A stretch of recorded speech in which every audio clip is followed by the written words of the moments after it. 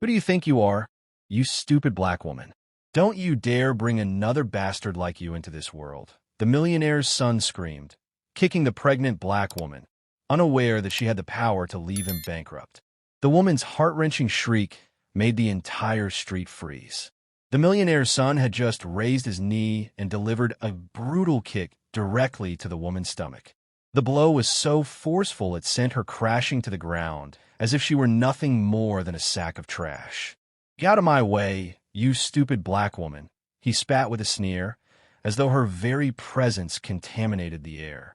Eleanor Vance collapsed on the pavement, her arms instinctively shielding her 8-month belly. Her face scraped against the asphalt, blood streaking across her skin as tears spilled.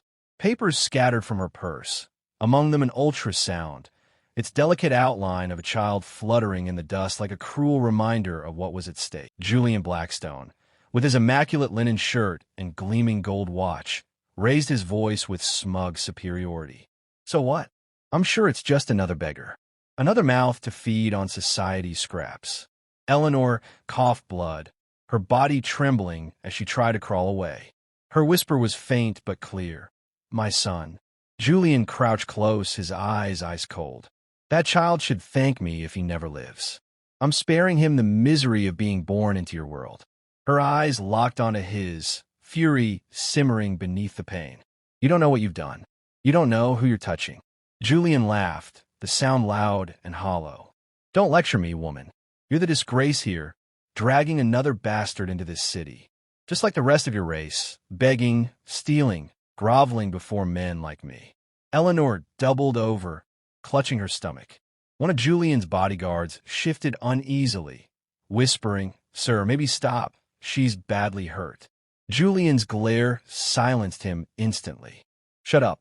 Don't you see she's acting? That's all they do. Pretend." Through ragged breaths, Eleanor lifted her head.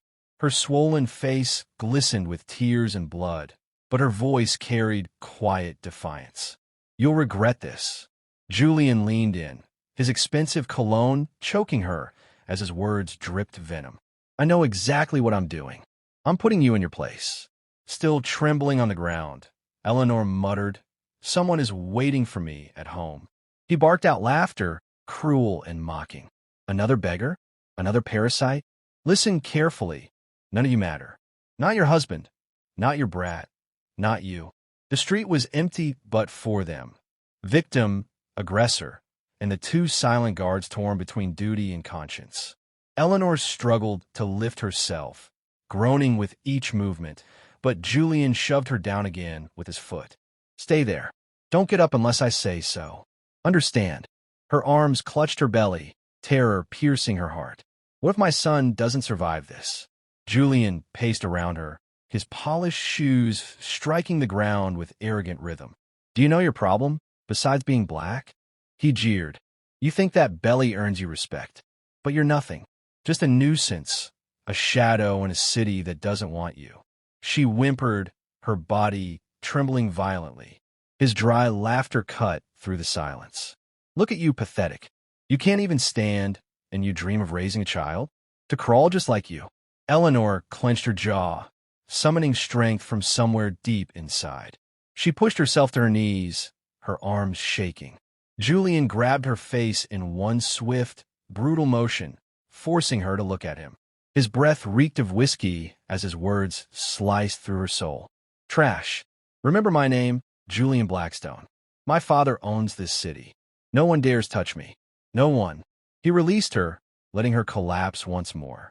Straightening his shirt, he puffed with pride. "You and your brat are worthless. Nothing but grime, clinging to a world too good for you." Her voice, cracked and broken, carried into the heavy air. "Please, enough. Don't hurt me anymore. Leave us in peace." Julian crouched again, sneering, begging. "That's what you're good at. All of you. Cry, plead. It changes nothing." She sobbed, clutching her swollen belly. "For my son's sake, let me go to the hospital."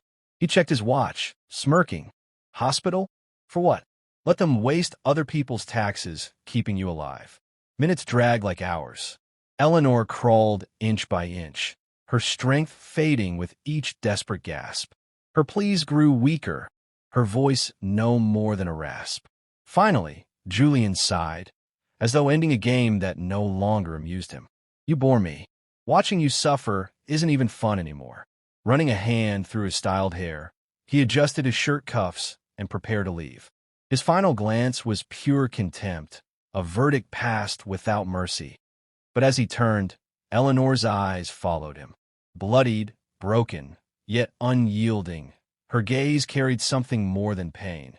Something darker, sharper, a warning of storms yet to come.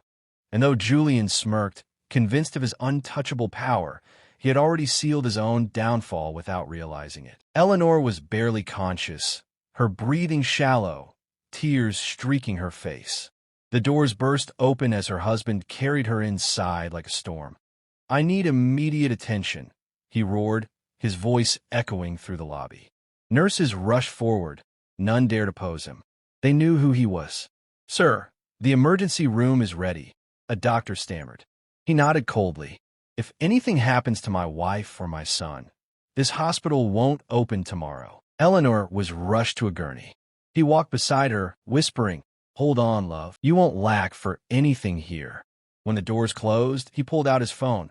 "Put me through to the president of the Council of Banks." Now. Minutes later, another call. "I want a complete report on the Blackstone family. Finances, contracts, everything within the hour." His assistant hurried in. "Sir, should we notify the press?" "Not yet. Have the media directors ready. They will not move until I say so." He pressed a hand to the wall, picturing Julian Blackstone, the arrogant heir of wealth. His voice was ice. If that fool's father thinks money protects him, he's about to learn what true power is. Meanwhile, in his wood-paneled office, Edward Blackstone tapped impatiently on his desk. 3 urgent calls, no answers. Finally, his shaken assistant entered. "Sir, it's about your son." Edward's voice was dry. "What now?" "Your son kicked a pregnant woman in the street. There are videos. They're spreading everywhere." Edward froze. "What the hell are you saying?" "The woman's husband is already moving against us. He's not a man to cross." Edward's face hardened. "Who is the husband?" The answer fell like a hammer. "Your boss, sir. The chairman of the consortium. The man who can freeze your accounts and erase everything overnight." Silence consumed the room. Edward paled, sinking into his chair. "My God, Julian, what have you done?" But it was too late. Within hours, the videos exploded across the nation. Outrage swept the public. Banks froze accounts. Partners fled. Contracts collapsed. The Blackstone empire crumbled in days. Justice, pressed by both fury and power, acted swiftly. Julian was arrested in the street, handcuffed before flashing cameras. Still defiant, he shouted, "I'm a Blackstone. No one can touch me." But this time, no one listened. At the hospital, Eleanor recovered. Doctors confirmed the baby was safe. Holding him in her arms, she wept with indescribable relief. Her husband embraced her gently. "It's over, love. No one will ever harm you again." Meanwhile, in his cell, Julian tasted what it meant to be nothing. And Edward, ruined and powerless, realized the Blackstone name would never again command fear.